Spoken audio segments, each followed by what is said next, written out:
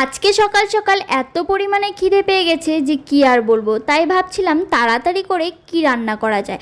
তখনই মাথায় আসলো বাড়িতে তো কিছু কুমড়োর ডোগা হয়েছে, সেখান থেকেই বলি মাকে কিছু কুমড়োর ডোগা পাঠাতে। আর মা সঙ্গে সঙ্গে কিন্তু কুমড়োর ডোগাও পাঠিয়ে দিয়েছিল।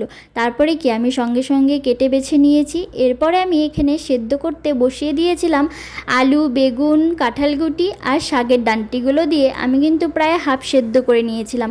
তারপরেই দিয়ে দিয়েছিলাম শাকগুলো লাস্টের দিকে দিতে হবে, না তো কিন্তু শাকগুলো খেতে ভালো লাগবে না। শাকগুলো দিয়ে প্রায় আমি 2 থেকে 3 মিনিটের মতন ঢেকে সেদ্ধ করে নিয়েছি। এরপরে শাকগুলো নামিয়ে আমি এর মধ্যে ফোড়নে দিয়ে দেবো কালো জিরে, শুকনো লঙ্কা আর রসুন। তোমরা চাইলে এটা নিরামিষ খেতে চাইলে এর মধ্যে রসুন, কালো জিরে স্কিপ করে শুকনো লঙ্কা, পাঁচফোড়ন দিয়ে সম্বার দিতে পারো। আমার শাকের ঝোল কিন্তু প্রায় রেডি হয়ে গেছে। কে কে বলো তো আমার মতন কুমড়ো শাক খেতে আর লাউ শাক খেতে ভালোবাসো? অবশ্যই কিন্তু কমেন্ট করে জানিয়ে যেও। আর দেখতে পারলে কত তাড়াতাড়ি আমার এই শাকের রেসিপি রেডি হয়ে গেল। আসছি পরে একটি ভিডিওতে, বাই।